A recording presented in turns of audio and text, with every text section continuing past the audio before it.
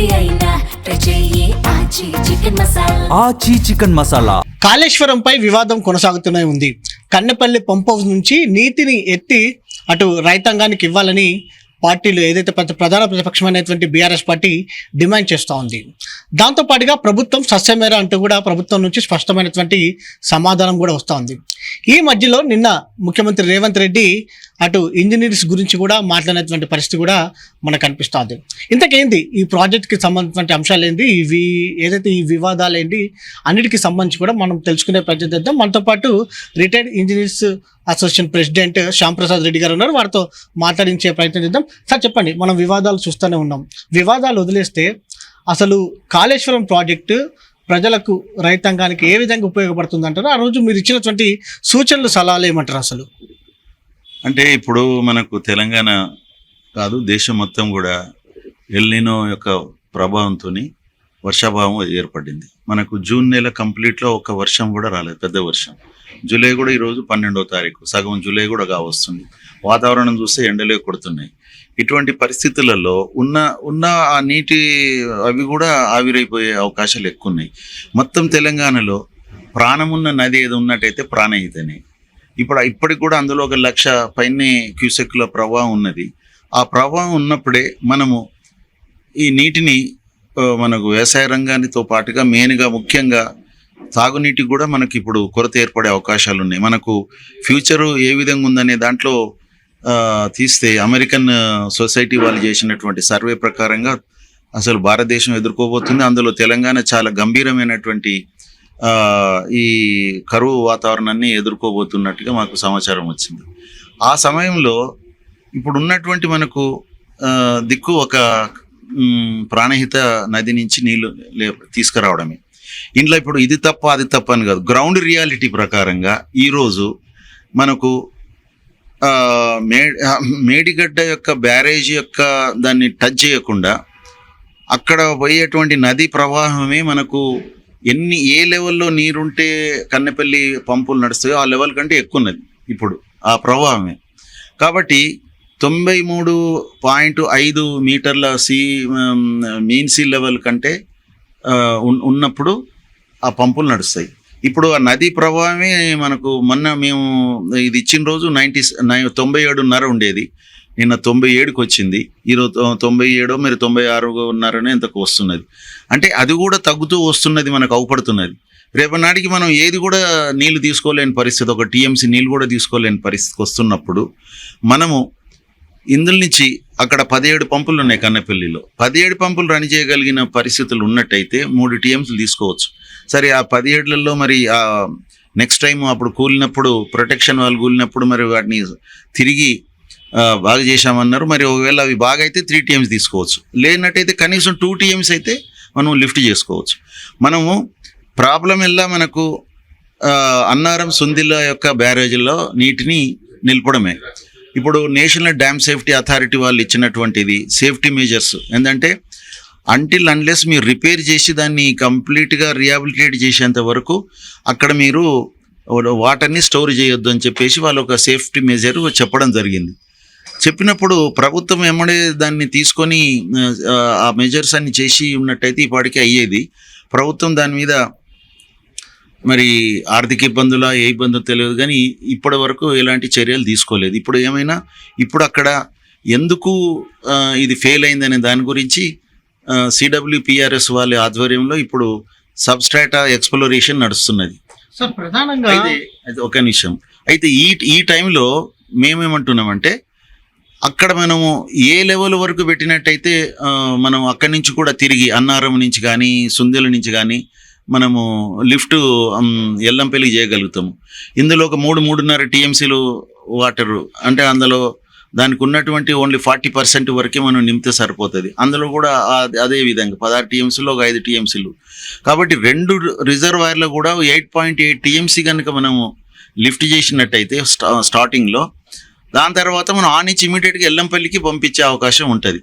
అప్పుడు మేమేమున్నామంటే దీన్ని మనము ఒక జాగ్రత్తగా చూసుకుంటూ అంటే ఇప్పుడు గేట్స్ ఓపెన్ ఉన్నాయి, ఇప్పుడు గేట్స్ క్లోజ్ చేసినప్పుడు అక్కడ వచ్చే ఏమైనా లీకేజీలు కానీ సీపేజ్ కానీ దానికి పర్మిసిబుల్ లిమిట్ కంటే ఎక్కువ వస్తున్నదా, అక్కడ ఒక ఎక్స్పర్ట్స్ని ఈ రిజర్వాయర్ దగ్గర ఆ రిజర్వాయర్ దగ్గర ఎక్స్పర్ట్స్ని పెట్టండి. మా రిటైర్డ్ ఇంజనీర్స్ కూడా మేము ఆ సేవ చేయడానికి రెడీగా ఉన్నాం ఫ్రీగా.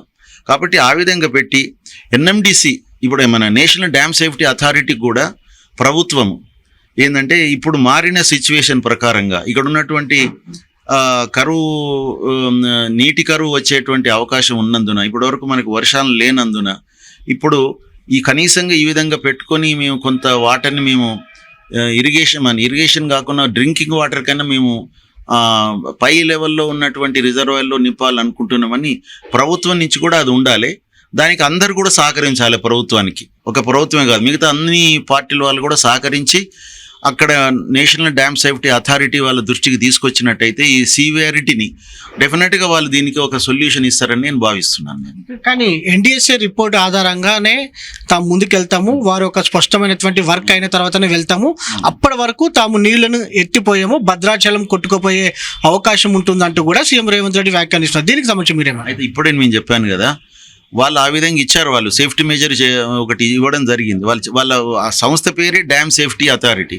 డ్యామ్ని సేఫ్గా ఎట్లా ఉంచుకోవాలనే దాని మీద దాని రిపేర్స్ అన్నీ అటెండ్ చేసి వాళ్ళు చెప్పిన ప్రకారంగా టోటల్గా సేఫ్టీ మెజర్స్ అన్ని చేసి అన్ని రీహాబిలిటేట్ చేసిన తర్వాతనే అలా ఇంపౌండ్ చేయమని ఉన్నది, వాటర్ నిలపండి ఉన్నది. కానీ ఇప్పుడు మారిన పరిస్థితులలో ఇప్పుడు కరువుగా నీటి యొక్క కొరత ఇంత తీవ్రంగా ఉన్నటువంటి పరిస్థితులలో ఇంకెక్కడ కూడా మనకు ఏ రివర్ నుంచి కూడా నీళ్లు రానటువంటి పరిస్థితులలో ఈ యొక్క గ్రౌండ్ రియాలిటీని ప్రభుత్వము నేషనల్ డ్యామ్ సేఫ్టీ అథారిటీ వాళ్ళ దృష్టికి తీసుకురావడము, ప్రభుత్వానికి మిగతా అన్ని రంగాల్లో ఉన్నటువంటి మిగతా అన్ని పార్టీలు కూడా ప్రభుత్వానికి సహకరించి చేసినట్టయితే వాళ్ళ మీద వాళ్ళు వచ్చి పరిశీలించి దీనికి టెక్నికల్గా కొంచెము ఏ విధంగా మనం చేసుకుంటూ ఉండాలి, వాళ్ళ యొక్క ఆధ్వర్యంలో వాళ్ళు కొంతమందిని పంపించవచ్చు, వాళ్ళ ఇంజనీర్స్ని కూడా. ఒకవేళ ఇక్కడ మనం మినిమము ఒక 8 టీఎంసీల బదులు అక్కడ 10 టీఎంసీల బదులు 3 టీఎంసీలు పెట్టుకుంటున్నాం. 3 టీఎంసీలు పెట్టడం వల్ల ఏమైనా ఎక్కువ అవుతుందా, దాన్ని పరిశీలించుకుంటూ అది మనకు అబ్నార్మల్గా అనిపించినప్పుడు మనం లిఫ్ట్ బంద్ చేసుకుంటాం. వాళ్ళ ఆధ్వర్యంలో కానివ్వండి, నేషనల్ డ్యామ్ సేఫ్టీ అథారిటీ వాళ్ళని మనం పోయి వాళ్ళ మీద ప్రెషర్ తీసుకొచ్చేసి ఇప్పుడు ఈవెన్ మిగతా అన్ని పార్టీలు కూడా వెళ్ళి వాళ్ళతో మాట్లాడడం అనేది బెస్ట్. మేము కూడా ఈరోజు ఇక్కడ డిస్కషను తెలంగాణ రిటైర్డ్ అసోసియేషన్ మేము కూర్చొని దీని మీద ఏం చేయాలి, ఏం కథ నేషనల్ డ్యామ్ సేఫ్టీ అథారిటీ వాళ్ళకి సంబంధించి కూడా మేము డిస్కస్ చేయాలనుకుంటున్నాము. కానీ మేము ఎక్కడ కూడా ఎవరికి వ్యతిరేకం కాదు. ఏదైనా తెలంగాణ రైతాంగం దృష్టిలో తెలంగాణ ప్రజల దృష్టిలోనే మేము ఏదైనా రాసాం, కానీ మేము ఏ ప్రభుత్వానికి వ్యతిరేకం కానీ ఇంకెవరి వ్యతిరేకం కానీ మేము రాసినటువంటిది కాదని మీకు చెప్తున్నాను నేను. సార్, 2 అంశాలు మీరు క్లారిటీ ఇవ్వాల్సిన అవసరం ఉంటుంది. ఒకటి, పదే సీఎం రేవంత్ రెడ్డి మాట్లాడుతూ 2 అంశాలను. ఒకటి పాత విషయం ఏంటంటే మేడిగడ్డ వద్ద డ్యామ్ కట్టవద్దని ఇంటర్నల్గా రిటైర్డ్ ఇంజనీర్స్ గతంలో ఇవ్వడం జరిగింది, ఒక లెటర్ అని కూడా గత ప్రభుత్వానికి ఇవ్వడం కానీ చెప్పడం జరిగింది. ప్రజెంట్ నిన్న మాట్లాడుతూ నిన్న మీరు ఏదైతే లేఖ రాశారో దానికి సంబంధించి కూడా పెద్ద దుమారం రేగుతున్నటువంటి సందర్భం కూడా మనకు కనిపిస్తోంది. ఇంతకు మీరు ఆ రోజు తుమ్మిడి ఎట్టి నుంచి మేడిగడ్డకు మార్చాలని మీరు లెటర్ ఇచ్చారా, ఇవ్వలేదా? దానికి సంబంధించి మీరేమంటారు? అసలు మేము ఏంటంటే ఎప్పుడైతే సిడబ్ల్యూసి వాళ్ళు మీరు అంటే మహారాష్ట్ర గవర్నమెంట్ కూడా 152 మీటర్ల ఎఫ్ఆర్ఎల్కు తుమ్మిడి అట్టి దగ్గర ఎప్పుడైతే ఒప్పుకోనప్పుడు వీళ్ళు శాశక్తిలో ప్రయత్నం చేయడం జరిగింది. అప్పుడు గవర్నమెంట్ 150 కన్నా ఒప్పియాలని ట్రై చేశారు, అది కూడా కాదు. అప్పుడున్నటువంటి సీఎం ఎవరైతే ఉన్నారో వారు అక్కడ 148 కంటే ఎక్కువ చేయడానికి వీలు లేదు, నేను అంతకంటే ఎక్కువైతే నేను ఆ రోజు అరెస్ట్ అయిన వాడిని, కాబట్టి ఎటువంటి పరిస్థితులలో ఇక్కడే కావాలనుకుంటే 148కు నేను ఓకే, కాకపోతే మీరు ఆల్టర్నేటివ్గా ఇంకేదన్నా సైడ్ చూసుకోండి, నేను దాన్ని పరిశీలిస్తామని చెప్పినప్పుడు అప్పుడు ముఖ్యమంత్రి గారు మా రిటైర్డ్ ఇంజనీర్ అసోసియేషన్ సర్వీస్ ఇంజనీర్లను కలిపి మీరు ఆల్టర్నేటివ్ సైడ్ చూడండి అని చెప్తే మేము వెళ్ళి చూసేసి we have proposed దానికంటే డౌన్ స్ట్రీమ్లో ఒక వేమనపల్లి దగ్గర మేము ప్రపోజ్ చేశాము, ఏది తుమ్మిడి మన ఈ ప్రాణహిత మీదనే. దాని తర్వాత గవర్నమెంట్ హ్యాస్ టేకెన్ డెసిషన్, ఇది వాప్కోస్తో సర్వేలు చేయించేసి ఇక్కడ మేడిగడ్డ నుంచి ఒక సిరీస్ ఆఫ్ బ్యారేజెస్ కట్టి నీళ్లు తీసుకుపోవాలనేటువంటి దాంట్లో ఉండే. అయితే మేము ప్రభుత్వాన్ని ఆ రోజు మేడిగడ్డ దగ్గర నుంచి డైరెక్ట్గా మిడుమానేరుకు తీసుకుపోవాలనే దాన్ని మేము ఖచ్చితంగా వ్యతిరేకించినాం. అదే మేము రాసాం అది. కానీ డెఫినెట్గా మేము చెప్పింది ఏంటంటే దీనికంటే తుమ్మిడిహట్టి దగ్గర కూడా ప్రయత్నం చేయాలి. అక్కడ మనం ఒప్పించేసి అక్కడి నుంచి తీసుకున్నట్టయితే మనకు ఒక లిఫ్ట్లే మనకి ఎల్లంపల్లిలో నీళ్లు పడతాయి.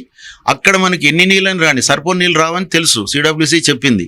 కానీ మనం 160 బదులు 100 వచ్చినా 80 వచ్చినా 60 వచ్చినా కూడా ఆ నుంచి తీసుకొని షార్ట్ ఫాలే మనం మేడిగడ్డ నుంచి తీసుకోవాలని చెప్పేసి మేము అప్పుడు ఉన్నటువంటి ప్రభుత్వానికి మేము చెప్పడం జరిగింది. అది ఆ విషయంగా మేము మీరు మరొక రాజకీయపరమైనటువంటి అంశం గురించి కూడా మాట్లాడారు. మీరు బీఆర్ఎస్ పార్టీ ప్రతిపక్షాలు రాసినటువంటి స్క్రిప్ట్ చదువుతున్నారు అన్నట్టుగా ముఖ్యమంత్రి మాట్లాడారు. దీని గురించి మీరేమంటారు? రాజకీయ నాయకులకు ఉన్న స్వేచ్ఛ మాకు ఉండదు. వారు ఇప్పుడు కొన్ని విషయాలు అదే ముఖ్యమంత్రి గారు గత 2 సంవత్సరాల నుంచి కేసీఆర్ గారి యొక్క సీఎంగా ఉన్నప్పుడు ఈ విషయంలోనే మేము ఒక రిపోర్ట్ రాసినాము. ఆ రిపోర్ట్ని వారు కమిటీని వేశారు. ఆ కమిటీలో 5 మెంబర్లు నేను ఒకరిని. మేము ఇచ్చిన రిపోర్ట్ని వారు ఖాతరు చేయకుండా వారు మేడిగడ్డ దగ్గర కట్టినని చెప్పి వారు చెప్తూ ఉన్నారు. 4 రోజుల క్రితం కూడా, జస్ట్ ఈ రోజుకు 4 రోజుల క్రితం కూడా సీఎం గారు మా పేర్లని 5 పేర్లని, అందులో మన అనంతరాములు గారు, సీఎం చంద్రమౌళి గారు, దామోదర్ రెడ్డి గారు, వెంకటరామారావు గారు, నేను శ్యాంప్రసాద్ రెడ్డి, ఈ 5 పేర్లను కూడా వారు చదివి వీళ్ళు నిష్ణాతులు, తెలంగాణ ఉద్యమంలో పనిచేసినటువంటి వాళ్ళు దేనికి ఆశించలేదు, అటువంటి వాళ్ళు ఇచ్చిన సలహాను ఆయన పాటించలేదు అన్నట్టుగా వారు చెప్పడం జరిగింది 4 రోజుల క్రితం.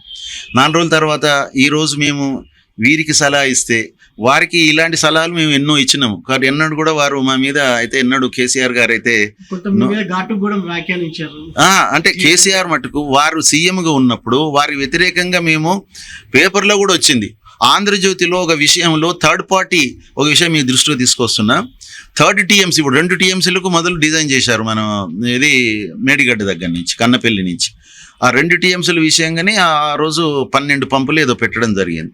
కానీ 3rd TMC కూడా తీసుకోవాలి అనే ఉద్దేశం మీద ప్రభుత్వం ఆలోచించినప్పుడు మేము సివిల్ ప్రొవిజన్ వరకు పెట్టుకోండి, ఇప్పుడే మనకు పంపులు గిట్ల అవసరం లేదన్నాం.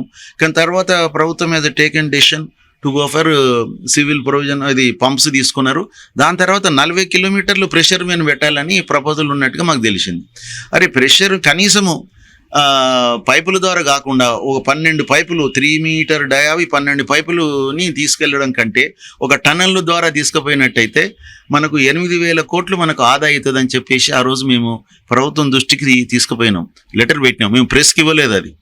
కానీ మేము ఇచ్చిన 20 డేస్కు మరి సెక్రటేరియట్లో ఆంధ్రజ్యోతి వాళ్ళు ఎట్లా సంపాదించుకున్నారు ఆ లెటర్ని, వాళ్ళు హెడ్లైన్స్లు రావడం జరిగింది. ఏమని, తెలంగాణ విశ్రాంతి ఇంజన్ సంఘం వారు ప్రభుత్వానికి ఇచ్చిన నివేదికలో పైప్ లైన్ ద్వారా కాకుండా టన్నల్ ద్వారా తీసుకెళ్ళినట్టయితే 8,000 కోట్లు ఆదా అవుతుందని వాళ్ళు 8,000ని తాటకాయలంతా రాశారు, హెడ్లైన్స్ పెట్టారు. అప్పుడు మేము అనుకున్నాం ఇక ప్రతిపక్షాలు దీని మీద ఎంత గోల చేస్తాయి అనుకున్నాం. కానీ ఏ ఒక్క ప్రతిపక్షం కనీసం ఎవ్వరు కూడా దాని మీద స్పందించలేదు. వారం రోజుల తర్వాత మళ్ళీ కేసీఆర్ గారి మమ్మల్ని పిలిచి మాతో మాట్లాడడం జరిగింది. అంటే నేనేమంటున్నంటే, మేము ప్రభుత్వం వ్యతిరేకంగా తీసుకున్న నిర్ణయానికి వ్యతిరేకంగా మేము ఏదన్నా లెటర్స్ రాసినా అది పేపర్లో హెడ్లైన్స్ వచ్చినా కూడా కేసీఆర్ గారు ఎన్నడూ కూడా ఒక మాట అనలేదు. మమ్మల్ని పిలిచి మాతో మాట్లాడేమన్నారు, వీళ్ళు రిటైర్డ్ ఇంజనీర్లు ఇచ్చారు కదా రిపోర్ట్, దాని గురించి మీరు పరిశీలించండి అని చెప్పి ఇంజనీర్లకు చెప్పడం జరిగింది. కాబట్టి ఇప్పుడు మాకు వచ్చిన ఆలోచన, ఆ రోజు మరి వారు మాకు ముద్ర ఏమి వేయలేదు, మీరు కాంగ్రెస్ వాళ్ళను ఇంకెవరో వాళ్ళని ముద్ర వేయలేదు ఆ రోజున్న ప్రభుత్వం.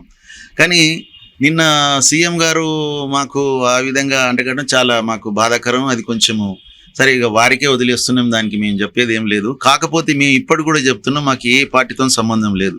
నిన్న మాకు మన ఇరిగేషన్ మంత్రి గారు కూడా నిన్న మాట్లాడడం జరిగింది నాతోని. వారికి చెప్పడం జరిగింది, మీరు ఎప్పుడు పిలిచినా మేము సహకరించడం సిద్ధం ఉన్నాము. ఇంకా దీని మీద మనం కలిసి ఇప్పుడు కూడా మేము చెప్తున్నాం. వారు అన్నారు మేము వస్తాం, మాట్లాడతాం, చేస్తాం. మేము సైట్లో ఉండి కూడా మేము పర్యవేక్షించడానికి మేము సిద్ధంగా ఉన్నాం, ఫ్రీ ఆఫ్ కాస్ట్. మేము వాలంటీర్గా వస్తానని చెప్పినాం. కాబట్టి ప్రభుత్వానికి మేము విన్నవించుకున్నాం. మేము ప్రభుత్వాన్ని మేము శాసించలేదు, ప్రభుత్వానికి విన్నవించుకున్నాం. అంత మాత్రాన మమ్మల్ని ఇక జైలుకి పంపాలి, చెర్లపల్లి జైలుకి పంపడానికి ఇదంతా అని అంటే చాలా బాధ అనిపిస్తుంది. ఎందుకంటే ప్రభుత్వం సర్వీస్లో ఎంతో నిష్ఠతో పనిచేసినాక ఇలాంటి అపవింద అనేది కొంచెం తట్టుకోలేకుంటున్నాం అంతే. వారి విజ్ఞతగా వదిలేస్తాం. ఓకే సార్, లాస్ట్ ఒకటి చెప్పండి. ఇంత ఫ్లడ్డింగ్ వచ్చే సమయంలో ఏదైతే వర్షాభావ పరిస్థితులు మనకు చాలా స్పష్టంగా కనిపిస్తూ ఉన్నాయి తెలంగాణ ప్రాంతంలో, ఇలాంటి సందర్భంలో మేడిగడ్డ వద్ద ప్రజెంట్ ఎన్ని క్యూసెక్కులు నీరు వెళ్తా ఉంది, ఎన్ని రోజుల పాటు ఉండే అవకాశం ఉంటుంది ఇట్లా? అంటే ఇప్పుడు మనకు మొన్నటికి ఈ రోజుకి తగ్గుతూ ఉన్నది కదా, కనీసం మనం దాన్ని మనం ఇక లేట్ చేయకుండా ఇమ్మీడియట్గా ప్రభుత్వం నుంచి ఎవరైనా వెళ్ళి, ఒక ఐఏఎస్ ఆఫీసర్ లేకుండా మినిస్టర్ వెళ్ళి నేషనల్ డ్యామ్ సేఫ్టీ అథారిటీ వాళ్ళని కలిసి వివరించి ఇమ్మీడియట్గా ఇక్కడ ఇట్లా చర్యలు తీసుకోవాలనుకుంటున్నాం, దీని మీద మీరు స్పందించండి అని వాళ్ళ మీద పొలిటికల్ ప్రెషర్ కూడా రావాలి. అంటే ఒక స్టేట్ గవర్నమెంట్ ఏది కాదు, మిగతా అన్ని పార్టీలు కూడా. ఇప్పుడు సెంట్రల్లో ఉన్న ఇక్కడ బీజేపీ పార్టీ ఉన్నది, సెంట్రల్లో బీజేపీ ఉన్నది, కాబట్టి ఇక్కడ ఉన్నటువంటి బీజేపీ పార్టీ కానీ మిగతా పార్టీలన్నీ కూడా సహకరించి ప్రెషర్ తీసుకొచ్చేసి వాళ్ళు, ఎందుకంటే వాళ్ళు ఒక మాట అన్నారు కాబట్టి మేమేమంటున్నామంటే మేము ఇక్కడ మాకు డాక్టర్ బాబురావు గారని వారు ఇండియా లెవెల్లోని సాయిల్ మెకానిక్స్లో అథారిటీ, ఆయన యొక్క అభిప్రాయం కూడా తీసుకుంటే ఆయన you have taken a right decision ఈ రైట్ టైం అని వారు చెప్పడం జరిగింది. ఇవన్నీ వారికి చెప్పిన తర్వాత కాబట్టి మన దగ్గర నిష్ణాతులు ఉన్నారు, ఇంకా బయట నుంచి అవసరం లేదు. ఇక్కడ ఉన్న లోకల్ వాళ్ళతో కూడా గవర్నమెంట్ ఒకసారి పిలిచి రిటైర్డ్ ఇంజనీర్స్తో పాటు రిటైర్డ్ ప్రొఫెసర్లు వీళ్ళందరూ ఎవరైతే ఉన్నారో వీళ్ళతో మాట్లాడేసి మనం ఏం చేయాలి ఈ విషయంలో అట్లా కూడా తెలుసుకోవచ్చు. నాకు నిన్న మంత్రి గారు మాట్లాడిన దాంట్లో కొంత ఆ విధంగా అనిపించింది, కలిసి మాట్లాడదాం అంటే మీరు ఎప్పుడు పిలిస్తే వస్తాం సార్ అని చెప్పినాం. బహుశా వారు పిలుస్తారేమని మేము అనుకుంటున్నాం. సార్, ఇప్పుడు కాపర్ డ్యామ్ తెరపైకి వస్తుంది, అవకాశం ఉందా సార్ కాపర్ డ్యామ్ కట్టడానికి కదా? సరే, అవన్నీ ఒక టెక్నికల్ డిస్కషన్లో మనం తెలుసుకోవచ్చు. ఇప్పుడు ఒక్క వ్యక్తి, ఎందుకంటే ఇది టిపికల్ ప్రాబ్లం, ఇది కాఫర్ డ్యామ్ అనేది ఎక్కడైనా మనం డైవర్ట్ చేసుకుంటా దాన్ని మనం చేసుకోవడానికి వాడుకుంటాం టెంపరీగా. అట్లనే ఇప్పుడు 2 రిజర్వాయర్లలో కూడా కాఫర్ డ్యామ్ కనుక చేసినట్టయితే మనం మనము గేట్స్ మూసేయడం వలన ఏదైతే ఎఫెక్ట్ ఉన్నదో కాఫర్ డ్యామ్ వల్ల అది కొంచెం అది చాలా వరకు తగ్గియగలుగుతుంది. అది దానికంటే ఎక్కువ లెవెల్ మనం మెయింటైన్ చేయగలం. మనం ఏ లెవెల్ అయితే మెయింటైన్ చేయాలనుకుంటున్నామో ఆ లెవెల్ వరకు మనం కాఫర్ డ్యామ్ వేయడం అంటే దానికి ఎంతో టైం పడుతుంది. ఇప్పుడు దానికి వేయాలంటే దానికి టెండర్ పిలిచి చేసే వరకు 4 రోజులు అవుతుంది. 4 రోజుల వరకు దీని పరిస్థితి ఏంది, ఆ రివర్ పరిస్థితి ఏంది, ఆ సజీవంగా ఉంటుందా, అది కూడా అన్ని రివర్ లెక్క పోతుందా, కనుమరుగవుతుందా? కాబట్టి మనం చెప్పలేము. కాబట్టి మనం ఇప్పుడు ఉన్నటువంటి పరిస్థితులు ఒక ఎమర్జెన్సీ అండి, ఒక ఇల్లు అనుకోకుండా యాక్సిడెంట్లో అది మంటల్లోకి గురైంది, లోపల మనుషులు ఉన్నారు, ఆ ఎదురుగా పోదామంటే మంటలు ఉన్నాయి. ఇప్పుడు మంటలు దాటకుండా పోవాలంటే వీలు లేదు, మరి ఇక్కడనే ఉంటే చంపేస్తుంది. కానీ కొంత డ్యామేజ్ అయినా పర్లేదని చెప్పేసి ఆ మంటల నుంచి బయటకు పోగలిగినప్పుడు ఆ ప్రాణాలన్నా కాపాడుకోగలిగిన అవుతాం కదా. ఇప్పుడు ఆ పరిస్థితులు ఉన్నామని నేను అనిపిస్తుంది. ఇప్పుడు కొంత బ్యారేజీలోకి ఏమైనా డ్యామేజ్ అయినా కూడా దాన్ని తట్టుకునే విధంగా మనం కొంచెం అయినా కూడా తట్టుకునే విధంగా చూసుకొని, నేను అంటున్నా పర్యవేక్షించుకుంటూ అంటున్నా, నేను రాత్రింబగళ్ళు పర్యవేక్షించుకుంటూ నిపుణులతో మనం దీన్ని ఈ ప్రాసెస్ని ఈ మిషన్ని మనం కొనసాగించినట్టయితే ఎన్ని రోజులు వీలైతే అన్ని అప్పుడు మనకు 93.5 లెవెల్ వరకు మనం దీన్ని లిఫ్ట్ చేసుకునే అవకాశం ఉన్నది. తెలంగాణ రాష్ట్ర వ్యాప్తంగా నీటి వాడకం ఎంత ఉంటుంది సార్ మనకు మొత్తం ఓవరాల్గా పరిశ్రమలు, తాగునీటి, సాగునీటి మొత్తం మీ అంచనా? ఇప్పుడు తాగునీరు ఏముంటుందండి, దానికి ప్రాబ్లం లేదు. సాగునీటి అనేది ఇప్పుడు మనకు టోటల్గా కృష్ణాలని మనకు 299 టీఎంసీలు మనకు ఖర్చు పెట్టలేకపోతున్నాం, 245 అవుతుంది. మనకు ఉన్నది ఎక్కువ ఖర్చు ఉన్నది గోదావరిలో కూడా మనకు కొత్తగా వచ్చినటువంటి ఖర్చు ఏది అసలు మనకు మొదటి నుంచి ఉన్నటువంటిది శ్రీరామ్ సాగర్ ప్రాజెక్ట్, పెద్ద ప్రాజెక్టు. మిగతా అన్ని కూడా మీడియం ప్రాజెక్ట్స్ చాలా ఉన్నాయి గోదావరిలో. దాని తర్వాత మేజర్ ప్రాజెక్ట్ అండి వస్తే దేవాదులు అంటే వచ్చింది. దేవాదుల ప్రాజెక్ట్ ఎంత అండి తెలుసా అండి? అసలు అది 3 స్టేజ్లలో కట్టినటువంటి ప్రాజెక్ట్. ఫస్ట్ స్టేజ్కు ఎన్ని క్యూసెక్లు తెలుసా? దానికి 500 క్యూసెక్లోకి ఒక స్టేజ్ పెట్టిండ్రు. 3 స్టేజ్లలో 500 క్యూసెక్లు తీసుకుపోతుంది. రెండో స్టేజ్ 700 క్యూసెక్లు. అంటే 2 స్టేజ్లు కంప్లీట్ చేస్తే కూడా 1200 క్యూసెక్లే ఇప్పుడు మనం తీసుకోగలుగుతాము. 1200 క్యూసెక్లు అంటే 10 రోజులకు 1 టీఎంసీ, నెలకు 3 టీఎంసీలు. అంటే 3 నెలలకు ఎన్ని వస్తాయి? 9 టీఎంసీలు, 10 టీఎంసీలు. మరి ఆ గోదావరి మనము ఆ థర్డ్ ఫేజ్ ఏదవుతుందో అందులోనే ఎక్కువ ఉన్నదన్నమాట. అది దాదాపు 1500 1600 క్యూసెక్లు ఉన్నది. కానీ ఏదైనా కూడా మనకు 3000 క్యూసెక్ లోపటినే ఉన్నది అన్నట్టు, 3 కంప్లీట్ అయినా కూడా. అంటే 4 రోజులకు ఒక టీఎంసీ తీసుకోగలుగుతాం. అది 57 కిలోమీటర్ల టన్నల్ ఇట్లా కంప్లీట్, దాని ఇంకా కమిషన్ కాలేదు. అది దాని త్వరగా కమిషన్ చేసినట్టయితే అట్లా నీళ్ళు తీసుకోగలుగుతాము. దాని తర్వాత అది 170 రోజులు కంటిన్యూగా నడుస్తూనే 38 టీఎంసీలు నీళ్ళు తీసుకోగలుగుతాం అందులో. దాంతో ఎన్ని 6 లక్షల ఎకరాలు పెట్టినరు అక్కడ. ఆ ప్రాజెక్టు ప్లానింగ్ అనేది ఏదో పెట్టడం జరిగింది, కానీ దానికి కరెక్ట్గా దానికి ఇప్పటి వరకు కూడా డిస్ట్రిబ్యూషన్ నెట్వర్క్ కంప్లీట్ కాలేదు. ఇన్నేళ్ళైనా ఏంటిది 38 టీఎంసీలు అంటే 170 రోజులకు. ఒక క్రాపింగ్ పీరియడ్కి అయితే అక్కడికనే వస్తుంది. ఇప్పుడు క్రాపింగ్ పీరియడ్ ఎన్ని మనకు 120 టీఎంసీ మ్యాక్సిమం. 120 డేస్లో 170 రోజులలో 38 అయితే 120 రోజులకి ఎంత అని లెక్కేస్తే ఎంత వస్తుందో అంత 20-25 టీఎంసీలు వస్తుంది. కాబట్టి నేను అనేది ఏంటంటే ఆ ప్రాజెక్టుని మనం ఎంతో పెద్దగా చేసుకోగలుగుతుంటాం. ఎందుకంటే అది ఆఫ్టర్ ప్రాణహిత అండ్ ఇంకా మేజర్ నది ఇంద్రావతి, ఈ 2 నదుల తర్వాత ఉన్నటువంటి ప్రాజెక్ట్ అది. కాబట్టి దానికి నీటి కొరత లేదు. అసలు దాన్ని మనం పెద్దగా చేసుకోవాల్సి ఉంటుంది. అసలు అది తప్పైపోయింది. అది అప్పుడు ఏదో ఎప్పుడు అది దాదాపు చంద్రబాబు గారి పీరియడ్లో స్టార్ట్ అయింది, ఇంకా నడుస్తూనే ఉన్నది 20 ఏళ్ల పైన అయింది. ఇది రానున్నది గడ్డు కాలం. ఇలాంటి సందర్భంలో ఈ మేడిగడ్డకు సంబంధించిన అంశం కావచ్చు, కన్నపల్లి పంపు సంబంధించిన అంశం కావచ్చు, వచ్చిన ప్రతి నీటిని ఒడిసి పట్టి తెలంగాణ రైతాంగానికి తాగునీటి అవసరాలకు అందించాల్సినటువంటి అవసరం ఎంతైనా ఉందన్నది కూడా రిటైర్డ్ ఇంజనీర్స్ వారి అభిప్రాయాన్ని తెలియజేసినటువంటి సందర్భం మనకు కనిపిస్తోంది. ముఖ్యమంత్రి రేవంత్ రెడ్డి చేసినటువంటి వ్యాఖ్యలు తమను ఎంతగానో బాధించాయంటూ కూడా తెలపడం జరిగింది. తాము ఏ పార్టీకి చెందినటువంటి వారం కాదు, ప్రభుత్వానికి తమ సహాయ సహకారాలు అందించడానికి కూడా సిద్ధంగా ఉన్నామంటూ కూడా వారు తెలపడం జరిగింది. వీడియో జర్నలిస్ట్ యాదగిరితో వంశీకృష్ణ, జీ తెలుగు న్యూస్, హైదరాబాద్.